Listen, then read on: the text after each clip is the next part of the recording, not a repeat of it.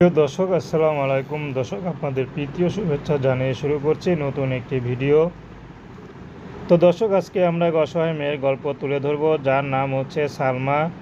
সালমার বিয়ে শাদী হয়নি, ঘরে সৎ মা, তার নিজের মা নেই, বাবা আছে, বাবা রিক্সা চালায়। কিন্তু সৎ মা যা বলে তার বাবা তাই শোনে। সালমার বিয়ের বয়স হয়েছে, তো সালমার বিয়ে হচ্ছে না। তো সালমার মা খালি কথায় কথায় খোঁটা দেয় যে ভাত বেশি খায় দেখে সালমার এত মোটা। কিন্তু সালমার একটি কথা, আমি কিন্তু ভাত বেশি খাই না, হয়তো আমার স্বাস্থ্যটা আল্লাহ দিয়েছে, কিন্তু মোটা বলে কি আমার বিয়ে হবে না? সালমার জীবনে অনেক কষ্ট, যে বিয়ের বয়স হয়েছে এখনও বিয়ে হচ্ছে না। তার মধ্যে তার বাবা আছে, বাবা যে বিয়ের কথা বলবে সেই ব্যবস্থা করছে না। তো এই জন্য সালমা নিজে ইউটিউবে এসেছেন, যদি ভালো একজন মানুষ পায়, সে বিবাহিত হোক সমস্যা নেই, সালমা তাকে বিয়ে করবে।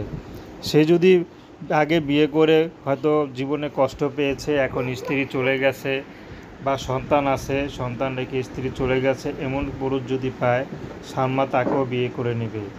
সালমা হাতের কাজ জানে, খুব ভালো কাজ করে, কিন্তু কাজ করে যা ইনকাম হয় তা সালমার মায় নিয়ে যায়। এই জন্য সালমা এখন কাজ করে না, তো ঘরে যা কাজ কাম আছে তাই করে জীবন কাটায়।